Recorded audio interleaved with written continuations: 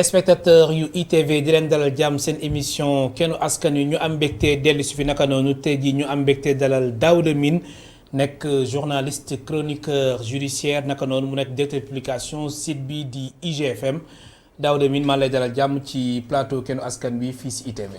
maa ngi lay gërëm El Hadj Malick di la sant ci invitation bi. di am yaakaar ni lépp lu nga xamante dañ ko fi wax dina jëriñ askan bi.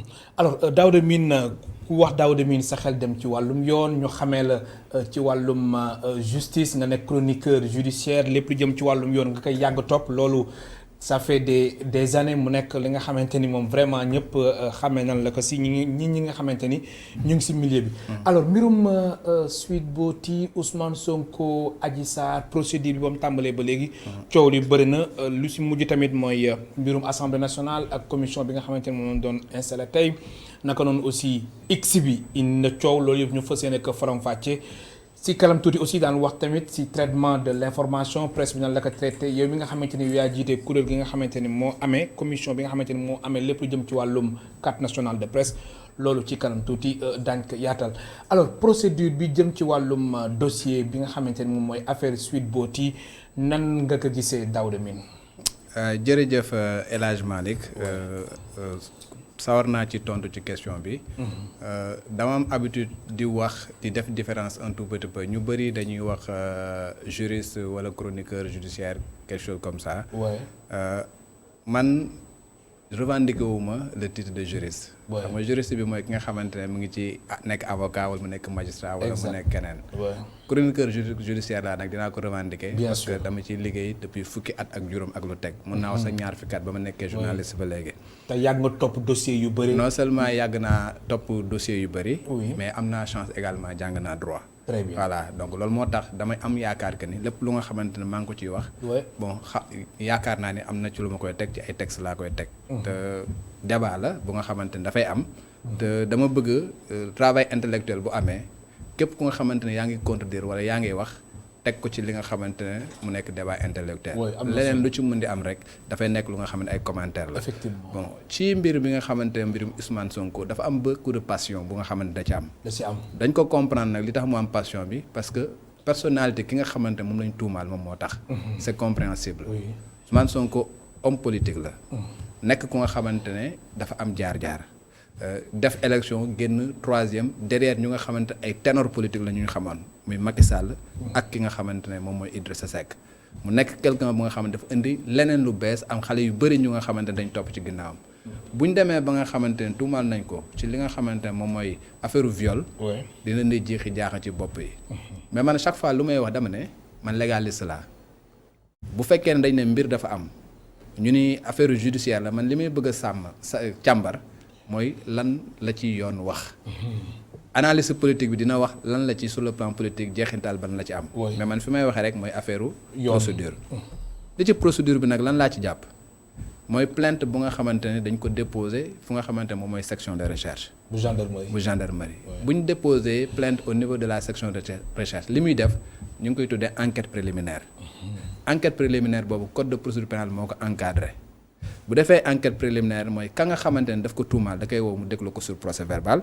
ña nga xamante ne ay témoins lañ mu woo leen déglu leen sur procès verbal constatation yi nga xam war na ko def muy déplacé wu na dem fa nga xam ne yaakaar nañ ne fa la mbir ba amee dem xool foofu ay éléments loolu moom mooy li nga xamante ne moom lay njëkk a def bu ci paree day jël dossier bi jébbal ko kii mooy procureur de la république léegi ba mu ko jébbalee nag problème bi nga xamante ne moom moo ci am mooy lan bu ñu ko jébbalee kooku comme mbiru viol la viol dañ ko criminaliser nañ ko fàttaliku donc crime la te crime code de procédure pénale dafa wax ni bu fekkee ni crime dafa am dossier bi dafay dem instruction donc da ngay jël dossier bi nga jox ko ki ñuy woowee juge d'instruction léegi juge d'instruction boo koy joxe ñu tudd ci kenn ku nga xamante ne député la ku nga xamante ne constitution ci boppam daf ne dafa am mbalaanu kiirlaay bu tegu ci kawam loi bi nga xamante ne moom moo porté règlement intérieur également feddeel loolu ñëw ne dafa am mbalaanu kiirlaay buy tegu ci kawam am na nu nga xamante ne procureur mënoo ko doxale comme na nga daan defee ak yeneen dossiers yi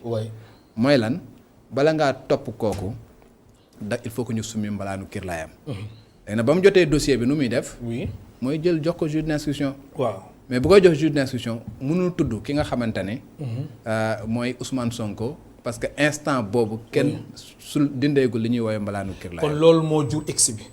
loolu mooy indi x. li tax x nag. oui tey boo jëlee code de procédure pénale article 71 dafa la wax ni procureur de la république mën na def réquisitoire introductif. oui ci personne dénommée ak personne non dénommée. bu ñu nee personne dénommée mooy dañuy wax dama bëgg nga toppal ma diw. bu ñu nee personne non dénommée moo da nga may toppal x. x bu nga xamante ne kenn xamul moom mooy kan. muy alxalam. kenn xamul mooy kan. même bu fekkee ne xam na moom ne Ousmane Sonko la moom la mais mënu ko tudd foofu parce que comme ni ma la ko waxee yoon da ko koy tere. parce que. kon x bi daal mooy alxam. mooy alxam. oui léegi nag juge d'instruction moom ci boppam ci liggéeyam moom moo war a identifier kan mooy x moom après moom mooy def li nga xamante ne moom mooy liggéeyam parce que juge procureur bu xasee ba jël dossier bi jox ko juge d'instruction yoonam nekkatul ca dossier ba juge d'instruction ba moom mooy ki nga xamante ne moom mooy dem di recherche ki nga xamante ne moom mooy x. alors sànq da nga junj lépp lu jëm ci wàllum enquête préliminaire bu section de recherche bu gendarmerie nationale. alors enquête préliminaire bi mën nañ ko boucler te duñ déglu ñëpp. waaw mën nañ ko boucler. ndax cas bi daf mel ne loolu la ndax ñoom boucler nañ ko te Ousmane Sonko dégloo guñ ko. mën nañ ko boucler te. loolu yoon maye na ko. yoon maye na ko. parce que nu mu tuddati le procès verbal. oui d'enquête préliminaire code de procédure pénale moo ko wax ne vaut qu'à simple titre de renseignement. renseignement kese la. donc tey jii même boo xoolee par exemple dama lay jox benn cas bi nga xamante ne mooy kaawu Khalifa Sall. ba ñu ñëwee ci tribunal war koo juger avocat yi dañu soulever exception. ñëw na procès verbal bi baaxul. parce que respecté wuñu règlement 5 de l'UEMOA. parce que Khalifa Sall bañ koy entendre déjà mi ngi woon immunité parlementaire am. et deuxièmement waxuñu ko ni da nga war avocat war na la mun assister. te loolu yëpp moo indi woon exception yi ngay wax bokk na ci exception de nullité. moom noonu exception de nullité lañ soulever woon. Ouais. juge bi recevoir li nga xam mooy exception yi ñëw ne loolu moom dëgg la donc jël naa PV bi ma jël ko écarté ko. xam nga PV bi dañ ko annulé terewul continuer nañ poursuivre ki nga xamante ne moom mooy Khalifa Sall te daan nañ ko. te daan boobu moom mooy dem ba tey de. pour wax leen rek procès verbal bi dafa nekk rek à simple titre de renseignement. oui beneen bi ma la ci mën a jox. mooy beneen bi. oui mooy tey jii yow am nga sañ-sañ dem ci procureur porter ci plainte au lieu que mu koy jox gendarmerie pour que ñu def nu mu tudd enquête préliminaire mu jël ko directement jox ko juge d'instruction. loolu procédure nangu na ko. nangu na ko également. alors du ñàkk sax ñu ñëwaat si yeneen pàcc yi mbirum exception boobu dañ fay taxaw gis nañ lu si mel ni procès Khalifa Sall. mbirum exception yi di ñëw. gauche jàppal droite exception de nullité. am nañu jàpp ni aussi loolu stratégie la si avocat yi su ko defee ñu mën a mbir mi ñu gën ko mën a yéexal. maanaam condamnation bi bañ a gaaw. non dëgg la parce que tey jii boo xoolee. damay delluwaat ci code de procédure pénale. oui daf ne. ay exceptions in limine litis noonu lañ ko tuddee. c'est des exceptions avant dire droit. avant ñuy dugg dans le fond. mën nañ ko soulever à toutes les étapes de la procédure. la moo tax des fois yenn procès mu ngi yi noonu mi di yàgg. donc déjà mu nekk ay stratégie yu avocat yi di teg. déjà dossier bi bu nekkee ci juge d'instruction. mën nañ dugal ay exceptions. bu ñu ko renvoyer devant le juge avant même ñu dugg ci fond bi mën nañu trouver dugal ay exceptions parce que dama lañ leen wax ne mën ngeen ko dugal dans toutes les étapes de la procédure. beneen bi boo xoolee par exemple ci droit dafa am ñaari pàcc dafa am la forme et le fond. te forme boobu mooy bu ñu respecté wul yenn yi yu nga xamante ne la plupart les droits de la défense par exemple bu fekkee ne par exemple nit ki dañ koo téye garde à vue mu ëpp 48 heures te fekk demandé wuñu prolongation de garde à vue par exemple. loolu exception bu ñu mën a soulever la.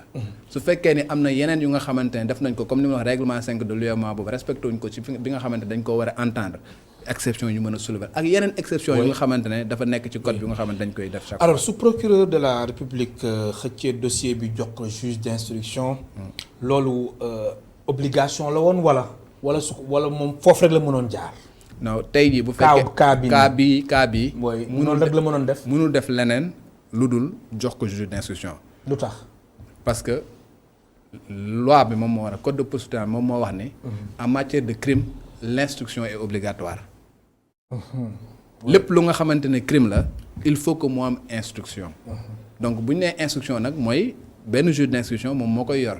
léegi nag procureur bi moom mooy choisir juge d'instruction bu ko neex. mu jox ko ko. entre le doyen des juges bati wala juge premier cabinet deuxième cabinet. dem ba x cabinet ba nangami cabinet yu nga xamante ne moom moo nekk Dakar. par exemple tey boo jëlee Dakar bëri nañ ay cabinet da ngay gis ne par exemple affaire viol bi 8e cabinet moom moo ko yor. te bu ñu nee la 8 ça veut dire que am na 7 am na 6 am na 5 am na 4 am na 1. voilà boo demee ci yeneen régions yi di nga gis par exemple yoo xamante ne benn juge d'instruction moo fay nekk wala ñaar wala ñett. donc procureur bi moom mën na choisir. xam nga jox ko ne article 71 moo ko prévoir. day jël réquisitoire li ñuy tudd réquisitoire introductif. ñëw na yow confié naa le dossier bi te dama bëgg. nga instruire contre personne dénommée comme ni ma ko waxee. wala personne non dénommée. alors dañ fi gis yenn dossiers yi procureur de la république surtout fekkee ni am na dossiers yoo xamante ne day soxal ñoo xamante ne dañuy xaw a laal politique dañuy seetlu ni procureur da koy jox doyen des juges. muy Samba Sall.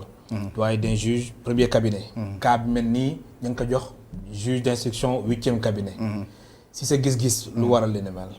non lu wala procureur day xool rek moom. non moom laa la expliquer foofu noonu. même boo ko interprété ku ci interprété également peut-être sa teeyee ba kenn ngay wax. lu nga xamante ne droit moom moo ko jox. mën na am instant bi nga xamante ne bëgg na ko jox juge d'instruction bële doyen des juges fekk mi ngi nekk ci ay yenn dossiers. alors que kële libre na pour que mu jox ko. tey même boo xoolee affaire nu mu tuddati Ousmane Sonko bi. ñaari dossier la fi mu toll nii. oui ñaari dossier la. bien sûr boo xoolee tey jii. procédure bi ñaar la. te ñaar yëpp bokkul. mu ngi ko viol bi ma nga ca 8e cabinet mais ñi nga xamante ne ñu ngi doon def ay casse lundi bi bañ jàpp leen tey jii ñu ngi ci doyen des juges. ñoom ñoo leen inculpé moo leen place mandat de dépôt. boo xoolee procédure boobu ñu ngi leen di toppee participation à un mouvement insurrectionnel.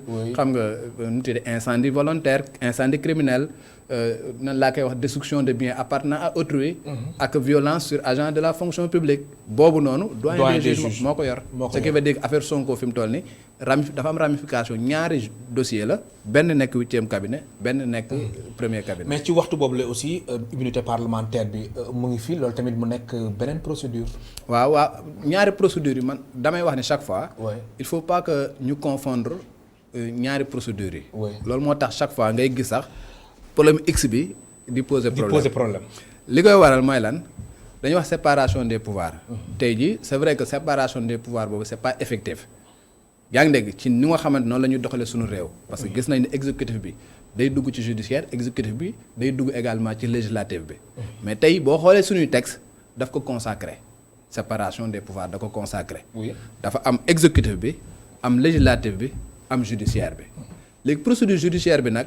code de procédure pénale moom moo ko encadré mooy li ma la wax léegi am na dossier bu concerné un député ñëw na ci procureur jox na ko benn juge d'instruction pour que mu ubbi information contre X.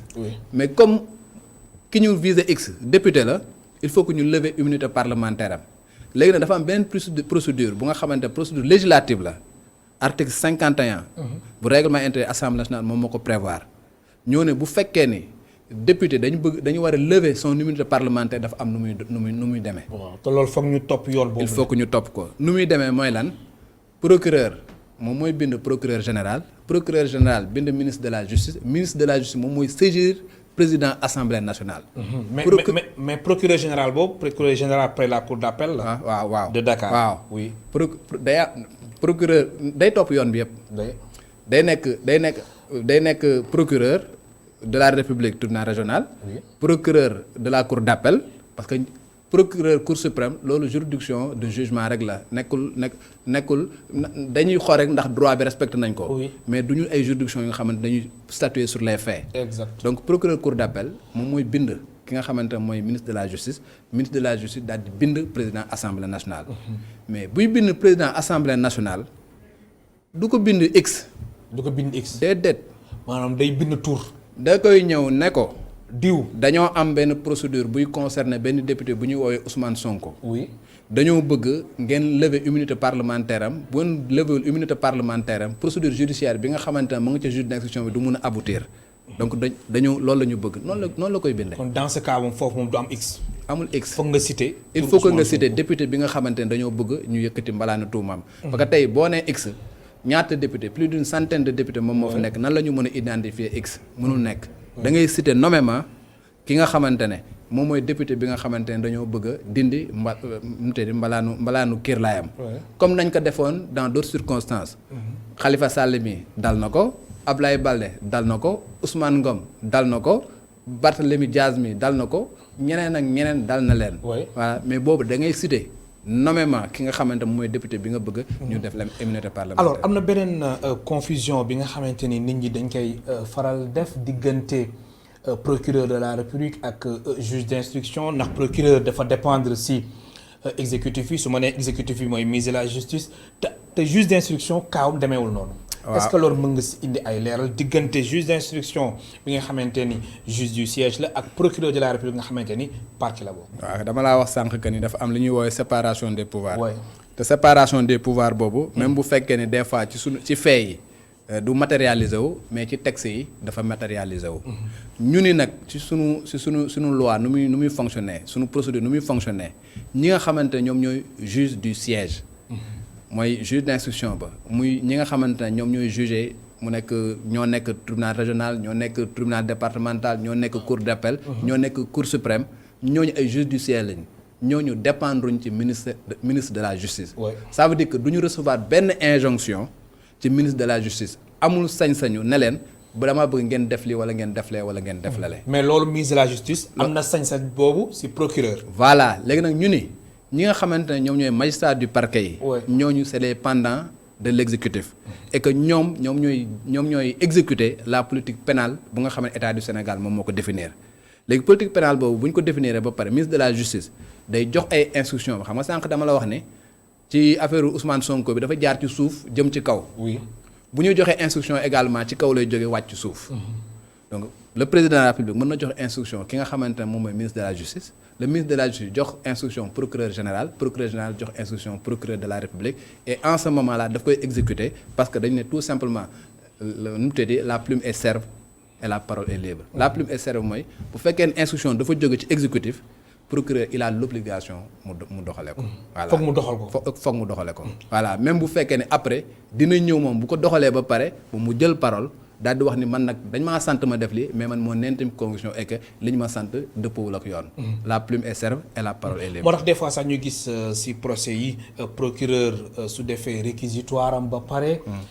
mu sàkku mën na sàkku nit ki ñu tëj ko x mois wala x année. mais juge bi bañ ci d'accord moom su càmbaree dossier bi. peut-être mu wàññi peine bi. justement noonu lay demee. effectivement ki nga xamante moom mooy juge bi. il n'est pas lié par le réquisitoire du procureur. exact procureur mën na ko demander 5 ans mu joxe 1 mois. procureur mën na ko demander 5 ans mu bàyyi. procureur mën na ko demander 2 mois mu joxe 5 ans il n'est pas tenu. voilà tey jii même juge d'instruction bii nga xamante ne. moom moo yor dossier bi. il n'est pas tenu de suivre réquisitoire bi nga xamante ne procureur de la République moom moo ko def. procureur mën na ko demander mu placer sous mandat de dépôt moom mu ni man jaakaar naa ne kii ñu ma indil am na ay garantie de représentation en justice et par conséquent pour man waruma koo yóbbu prison. donc dama koy inculper. placer ko sous contrôle judiciaire mu ñibbi këram heure bu ma ko soxlaa. te aussi foog nit ñi xam ni aussi juge d'instruction moom mooy placer. mooy placé maanaam même procureur su ko sàkkuwee comme ni ko expliqué moom mooy xool ndax kii yan na maanaam ñu bàyyi ko ci kaso bi wala ñu bàyyi ko féexal ko mu bi justement noonu la dem am na yenn cas yu nga xam ne procureur moom mooy placé directement sous mandat de dépôt. mooy les cas de flagrant délit yi ngay gis mais cas yu mel ni en instruction yëpp procureur lu muy def day def benn document bu ñu tuddee réquisitoire introductif ci réquisitoire introductif bi lay formuler ay demande am ne ko damaa bëgg nga ubbi information contre ma Samba ou ma Demba wala contre X dama bëgg nga inculper ma ko sur la base de article sangam ak sangam dama bëgg nga placer ma ko sous mandat de dépôt loolu ay demande am la. léegi procureur bu ko jotee. juge d'instruction bu ko jotee.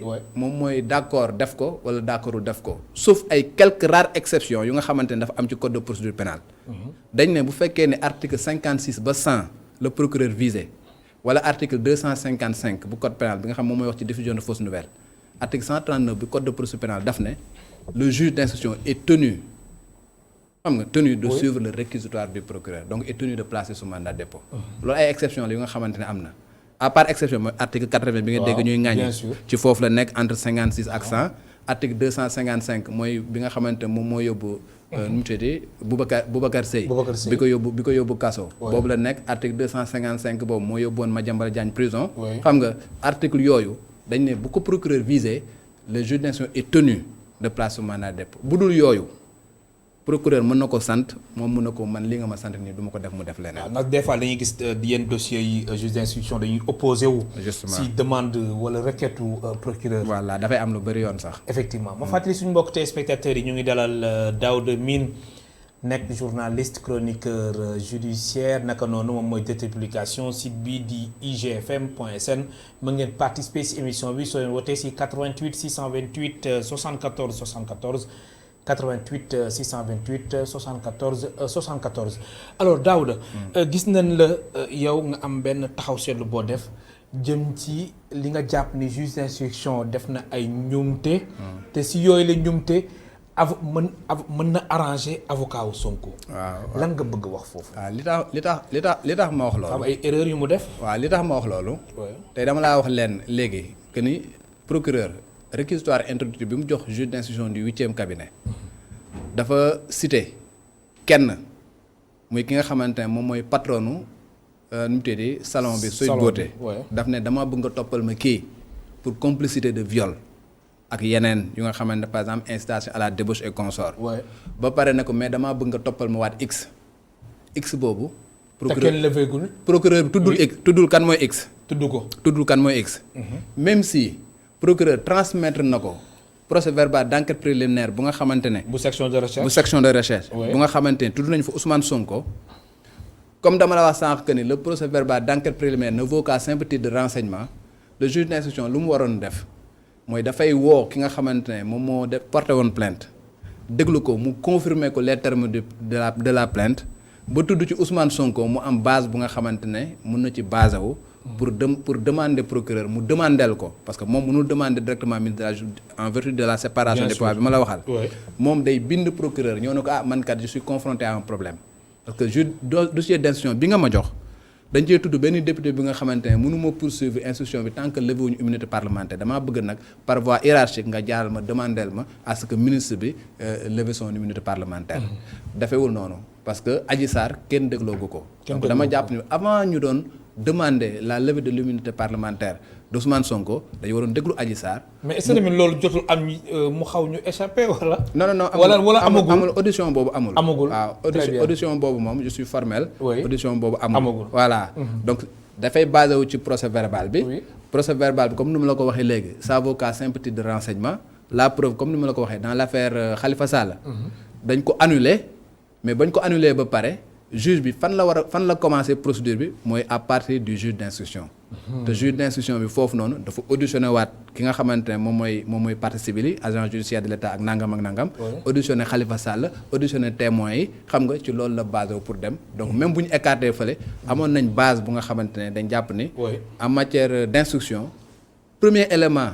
instruction bi moom mooy réquisitoire du procureur de la République. am na solo am na suñu téléspectateur bu njëkk bu nekk ci ligne bi ñu jël ko allo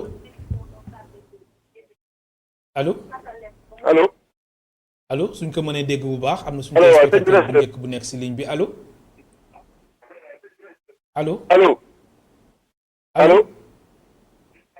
dafa mel ni déggin bi jàppaniwul allo. waaw ñu ngi leen dégg de. allo ma fàttali suñu mbokk téléspectateurs yi ñu ngi dalal Daouda Mine nekk taskatu xibaar chroniqueur judiciaire administrateur site bi di igfm.sn allo kooku dem na alors Daouda juge d'instruction si ay pouvoir am des fois suñ ko confier dossier day def lu ñuy wax confrontation n'est-ce pas kon cas bu mel nii forcément loolu foog mu am si. waaw juge d'instruction comme ni ñu ko waxee dafa am ay prérogatives yu nga xamante yu étendu la. prérogative yu nga xamante ne mën na def descendre sur le terrain. def exactement comme gendarme yi nu mu def. mën na def ay réquisitions. xam nga que mu nekk Sonatel que mu nekk benn expert que mu nekk benn médecin bu nga xamante dossier bu mu gérer. am na possibilité entendre séparément ñi nga xamante ne ñoom ñoo nekk ci mbir mi. mais après là également am na possibilité ko def confrontation. am na ku nekk ci ligne bi allo. allo. allo. allo. waaw maa ngi lay dégg allo. dégguñu la de suñ ko mënee dégg bu baax am na suñu téléspectateur bu nekk ci ligne bi waaye déggin bi dafa mel ni dafa faible trop. allo maa ngi lay dégg allo. kilifa gi bismillah nga ñu woowee. kooku dégguñ ko. maa ngay woowee Ngathie àggali ci prérogative yi nga xamante ni moom la juge d'instruction am. waaw moom dañ ne ko. lépp allo lu nga xamante ne mën na participer. lépp lu nga xamante ne mën na participer à la manifestation de la vérité donc am na sañ-sañ moom mu def ko. muy benn am na lépp lu nga xamante ne enquête la. lu officier de police judiciaire yi amoon prérogative moom mën na koo defal boppam. comme mën na leen jox moom li ñuy woowee délégation judiciaire ñu defal ko comme mën na jël li ñuy woowee commission rogatoire mu jël beneen juge d'instruction mu jox ko pour que mu defal ko yenn que mu nekk audition que mu nekk enquête que mu nekk constatation yu mu mën doon. mën na def également li ñuy woowee réquisition à personne qualifiée. ça veut dire que tey mën na requérir par exemple Sonatel bu fekkee ne dañuy bëgg a tracer benn numéro. mën na requérir par exemple benn médecin bu fekkee ne bëgg nañ constater ndax effectivement viol am na wala viol amul. xam nga mën na xool beneen expert ci domaine bu mu mën nekk pour déglu ko. mën na auditionner partie yëpp benn auditionner ba pare mën na def confrontation. pour que kii toog xam nga mu poser leen question kii tontu xam nga après moom mu fixé wu sa religion avant de décider li nga xam ne moom la war a décider. am na ku nekk si ligne bi ñu jël ko allo. allo oui salaamaaleykum. waaleykum salaam kilifa gi bismillah fa nga ñu woowee. Almaris. bismillah ñu lay déglu. waaw dama bëgg laaj benn question quoi. waaw bismillah mu lay dégg. daaw lu ñu ne est-ce que ñu ngi lay dégg. maa ngi lay dégg bu baax mu lay dégg bu baax mu lay dégg. waaw en fait dama laa lire léegi ci média yi gis nañu ne dañ ne Sonko am na yeneen charge yu ñu ko mën a toppee ba mu nekk perpétuel li ñu tëj perpétuité xaw ma. loolu daal bëggoon naa nga leeral ci xool ba xam Sonko à part plainte bi ñu ko bind yeneen charge yeneen future charge yi en fait nga xam ne moom lañ ko mën a toppee ba tax nga tudd perpétuité dama ko lire wóoruma ndax yaa ko bind ou pas quoi dama ko lire rek léegi xam nga daf ma tiital nag bi ma ko déggee parce que perpétuité c'est très grave donc ñu ngi lay ñaan nga leeral ci mooy nekk jërëjëf. merci beaucoup jërëjëf Daouda ma bàyyi la nga tontu ko. waaw li muy wax noonu. benn question bu ñu ma posé la tey ci suba ci Seneweb.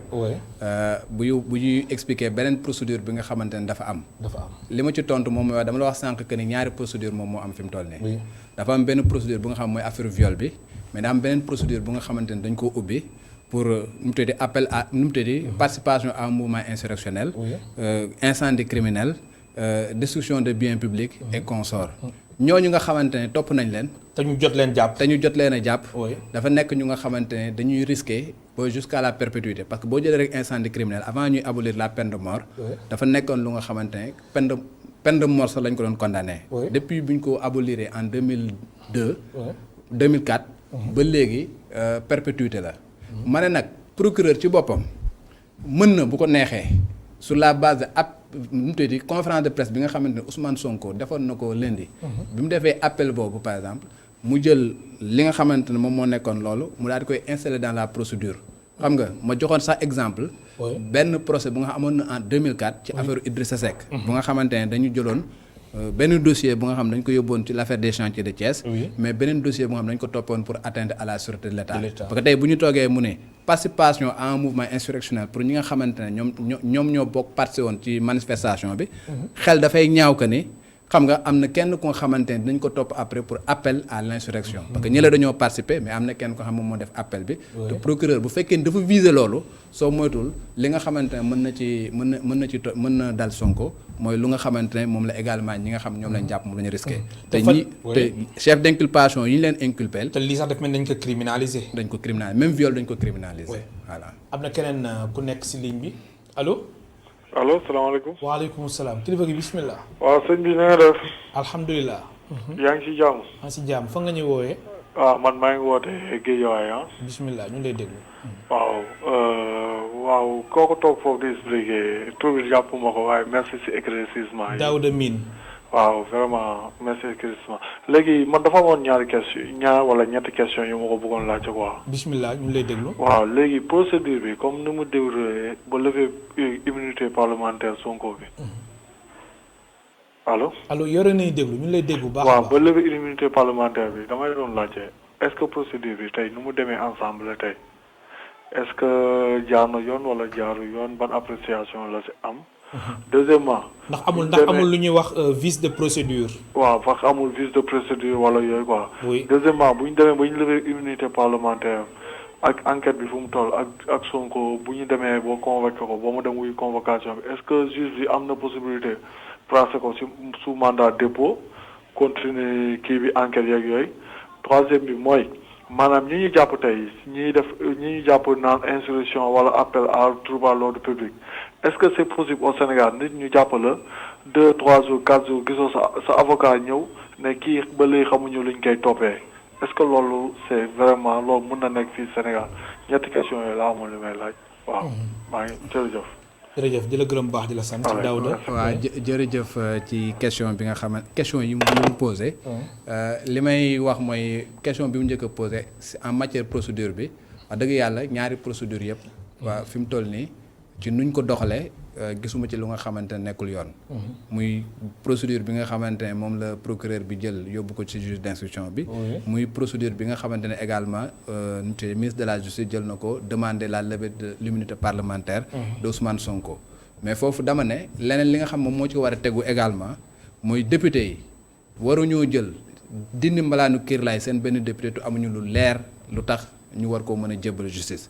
dama la wax séparation des pouvoirs te jëluñu rek benn député tel mbalaanu kër laay teg ko ci kawam ci Mali Fro. am na lu tax ñu def ko.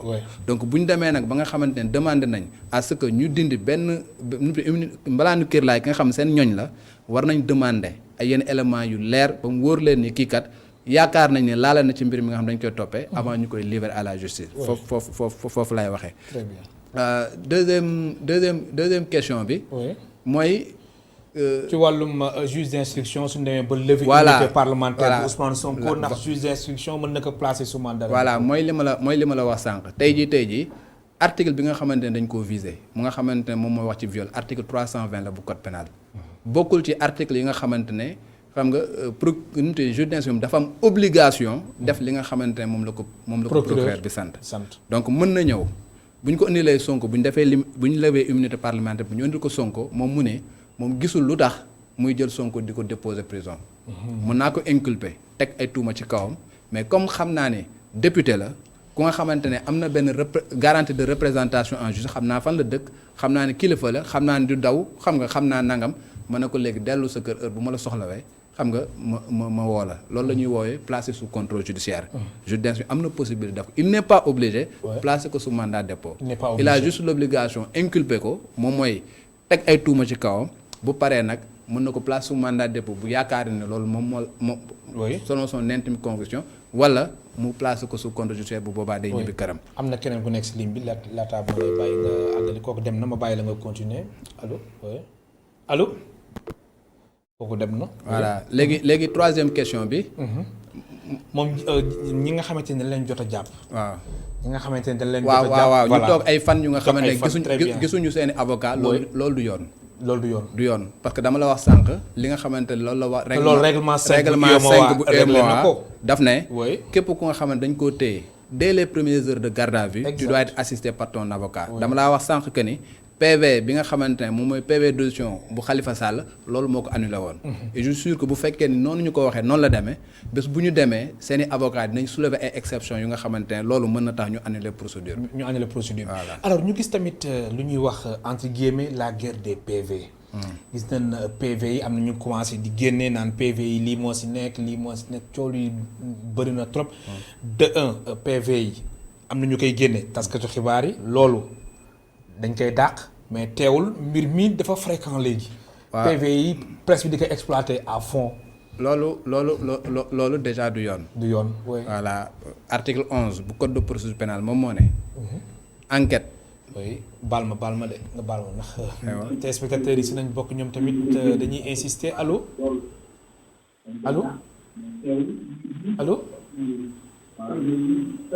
allo déggin bi neexul de allo. allo kilifa gi daf mel da ngay déglu télé bi de baal ñu nga sori télé bi wala nga wàññi son bi su ko defee déggin bi gën a mucc ayib. allo waaw. ñu lay dégg bismillah. waaw dama doon laaj aussi li ma bëggoon laaj suñu daal lu mu wax sànq ne kii bi en fait li ma bëgg xam mooy procédure après bi laa bu ñu jëndee. immunité parlementaire bi. waaw bu ñu jëndee kii yam. bu ñu jëndee nu mu tudd. waaw bu ñu levee immunité bi. oui léegi bu ñu demee ba juge bi inculqué ko la comme nga toog sa kër après dañu kii immunité bi day teguwaat ci kaw wala durant moment boobu nu muy demee quoi. kañ la Sonko di mën a retrouver est-ce que dañuy voté waat wala dañuy demandé ko jot nga ko dañ koy def lettre na ko sa immunité parlementaire ñëwaat na wala assemblée du ñu décider après procès bi comme jusqu'à à l'aboutissement mu retrouvé waat unité de base maanaam bëgg naa xam ni mu demee. waaw bu fekkee ne dañoo lever immunité parlementaire ndax benn procédure bu nga xam moom moo taxoon ñu dindi ko. tant que procédure boobu jeexul immunité parlementaire du delluwaat ci kawam. bu demee ba nga xamante ne classé nañ dossier bi sans suite ça veut dire que. juge d'instruction bi dem na def non-lieu mooy setal nañ ko bu boobaa day delluwaat. bu fekkee ne dem nañu juger ko ñu acquitté ko. xam nga en ce moment là setal nañ ko bu boobaa day demaat xam nga jëlaat mbalaanu kirlaay bu ñu ko condamné définitivement nag. boobaa day perte ci boppam sax fonction député am. ok mu nekk ay leeral yu am solo am na keneen ku nekk ci ligne bi ñu jël ko allo kooku dem na ñu ngi woon tamit ci procès verbal yi nga xamante ni coow li bëri na ñuy wax la guerre des PV. te taskatu xibaar yi aussi di ko génne te loolu yoon daf ko daal. waaw loolu laa la wax ni du yoon am na journaliste yu koy def mais bu ñu ko defee tamit dañuy exposé wu. dañuy exposé wu pourquoi parce que dama lay jox rek ñaari exemple ñu nga xamante ne yóbbu na leen kenn ki yóbbu na ko kaso kenn ki taxoon nañu garde à vue ko. muy Madiambal Diagne. xam nga en 2004. en 2004. oui procès verbal moo taxoon ñu téye ko. après ñu tegal ko ci diffusion de fausses nouvelles. voilà beneen bi mooy Mouhamed Gueye ci PV affaire Thione Seck. jàppoon nañ ko ci section de recherche gi. ba garde à vue kon ba defere woon ko au parquet après la affaire bi mujj ñu régler ko au niveau du parquet. article 11 bu code de procédure pénale moom moo ne li nga xamante ne moom mooy enquête wala li nga xamante ne mooy instruction dafa secret. et que ñi nga xamante ne ñoom ñoo yor yooyu muy policiers yi muy gendarme yi ils ont l'obligation xam nga def lu tout ba PV yooyu du génn su fekkee ni defuñu ko ñu jël PV yi mettre ko à la disposition du public bu boobaa def nañ benn infraction bu ñu tuddee violation du secret professionnel. bu nga xamante article 363 bu code pénal moom moo koy daan. te daan yi xam nga mën na dem ba 6 mois. ferme mais nag le problème aussi moom mooy PV yi aussi taskatu xibaar yi demuñ jëli ko. moom laa ko jox quand même. moom laa lay expliquer man la aussi ñi koy génne aussi am na lu ñu siy cherché. xam nga boo ma déggee li ma la wax. oui mooy wane ni. journaliste bi amul benn possibilité. jot ci PV. su jotee ci PV rek am na ku ko jox. ba moo tax ma ne la kaka ka jox def na li ñu tuddee violation de secret professionnel bu nga xam article 363 xam nga moom moo ko daan mais xam nga tey jii lu ci bëri man bu ñu ma fekkoon PV. ka nga xamante ne jox na ma PV bi du ma ko daaneel. parce que journaliste dafay protéger ses sources. donc ce qui fait que tey bu ñu ma fekkoon PV man maa nar a daanu. nu may daanoo mooy leen dañ may toppee recel de document administratif. parce que pour que ma génn ci il faut que ma dénoncer ki nga xamante ne moom moo ma ko jox pour kooku ñu topp ko article 363 mais man en tant que journaliste loolu du ma ko def parce que dama am obligation protéger sama source donc tey jii képp ku nga xamante ne journaliste ñu fekk la PV soo motul di nga daanu te loolu mën na la yóbbu kaso. alors suñu gisee ni yoon am na ñoom jotagum teg loxo ay manifestants naka noonu aussi soxnay Birame Souleye Diop di administrateur parti bi di PASTEF loolu yëpp est-ce que du ay signal wala tamit ay signe yuy wane ni même Ousmane Sonko su weesoo mbiram viol ak menace de mort bu ñuy wax leneen li nga xamante ne defoon na ko ci ay déclaration loolu fala budd foog yoon teg ci baaraam. xam nga sànq dafa am waaju poser question sànq. di wax ni soo motu Ousmane Sonko soo motu sax affaire perpétuité beeg nangam ak nangam mooy li ma doon expliquer sànq. foofu noonu foofu laa doon waxee parce que tey jii boo xoolee ki nga xamante ne moom mooy doyen des juges bi ñu ko joxee dossier bi ba pare ba mu jël ñële ñi ñu jàppoon inculpé ba placé leen sous mandat de dépôt. dafa def lu ñu wax délégation judiciaire. dafa jël benn dossier bi daal di koy jox dikk ne ko dama bëgg nga poursuivre ma enquête bi. léegi poursuivre ma enquête bi nag ñëpp ñu nga xamante ne dañ ci laale dang na nga rechercher lañ ma. te dikk bu boobaa dafay am ay pouvoir yu xaw a étendu parce que pouvoir juge d'instruction ba lay yor. donc mën na def réquisition à personne qualifiée donc daf na mën na réquisitionner opérateur de téléphonie yi. ñu wax leen ni kan moo doon communiquer fan la doon communiquer ak nangam ak nangam. ñu tracé appel bi. def géolocalisation. et puis exploiter caméra de surveillance yu nga xamante foo dem Dakar fi mu toll nii am na fa. ci loolu mën nañ basé wu pour identifier ñi nga xamante ne participer nañ ci te jàppaguñ leen. identifier ñi nga xamante ne ñoom ñoo nekkoon di coordonner opération yi ak téléphone ñu mën leen identifier. identifier ñi nga xamante ne également ñoom ñooy commanditaires yi parce que bu ñu auditionné ñooñu. mën nañ citer ay tours yu nga xamante ne mën nañ citer ay personnes te ñooñu ñëpp bu ñu leen jëlee dañ leen di installer ci procédure bi. te bu boobaa pour wan la ne affaire bu nga xam commencé na mais xamuñu fan lay mujjee. alors mu nekk délégation judiciaire bu nga xamante ni dañ ko confier division des investigations criminelles nga baal ma am na keneen ku nekk ci ligne bi allo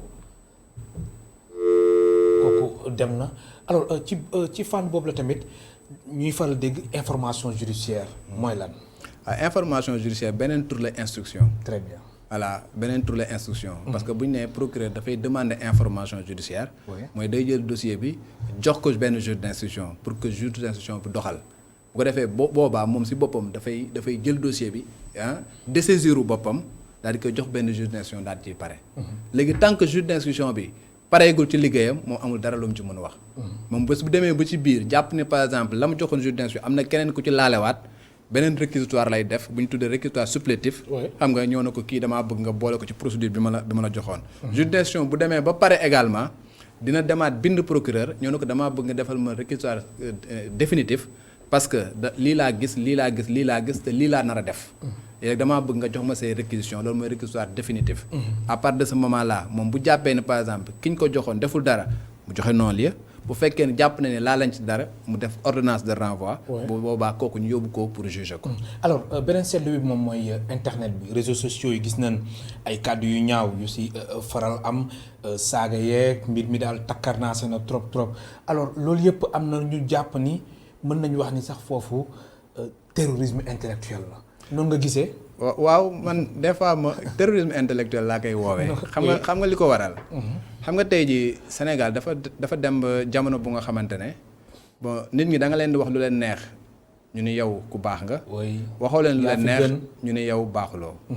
boo nekkee journaliste soo bindee lu nga xamante ne arrangé na leen ñu ni yow yaa gën a ay ci journaliste yi. soo bindee lu nga xamante ne nekkul seen intérêt ñu ne yow yaa fi gën a yées ci journaliste yi. loolu nag dama koy wax terrorisme intellectuel la.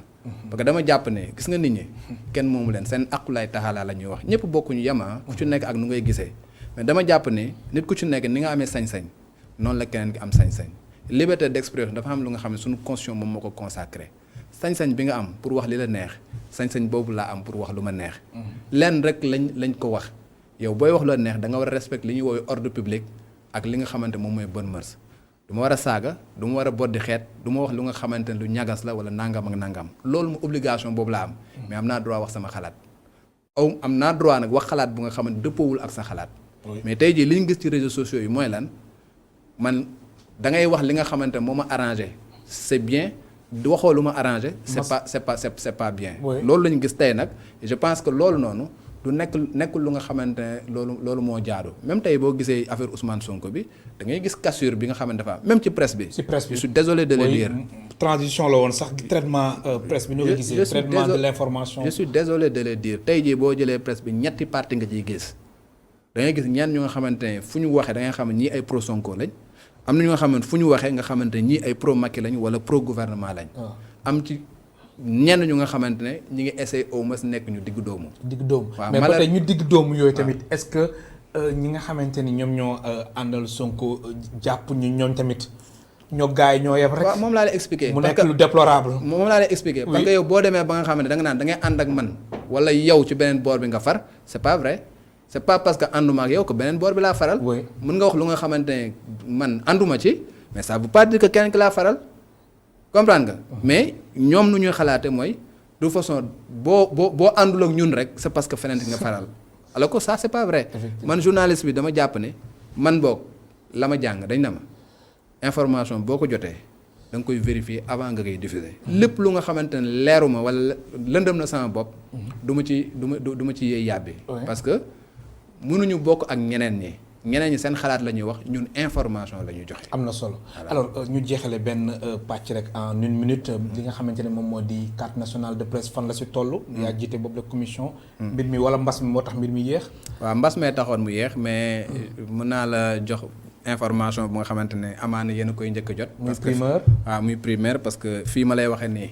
réunion commission ba laa jógee te tey jii la ñu décidé mooy le 1er mars dañuy def conférence de presse. pour annoncer li nga xamante moom mooy démarrage des dépôts yi nga xamante ñu ngi ko prévoir le 15 mars. donc le 15 mars bi dinañ commencer jot dossiers yi pour mën a joxe li nga xam moom mooy carte nationale de presse yi léegi le 1er mars nag ci la ñuy woo taskatu xabaar yi waxtaan ak ñoom xam nga déglu seen i questions répondre leen ci questions yi nga xamante moom la ñuy poser. pour expliquer leen li nga xam moom la loi bi wax yan dossiers yi nga xamante ne la ñu war a regrouper pour ñoo joxe ko ak ñun nan lañ fas yéenee liggéey pour jox leen li nga xam moom mooy carte nationale de presse bi. Daouda Mine maa ngi lay gërëm baax di la sant. jërëjëf maa ngi leen di fay. mu nekkoon Daouda Mine nekk journaliste naka noonu chroniqueur judiciaire ak naka noonu mu nekk directeur de publication site bii di igfm.sn mu nekkoon tey suñu gan si émission Kennu Askan Wi mbokk téléspectateurs yéen tamit amuñu seen fay di leen gërëm baax di leen sant ba suba incha allah ñeenti waxtu.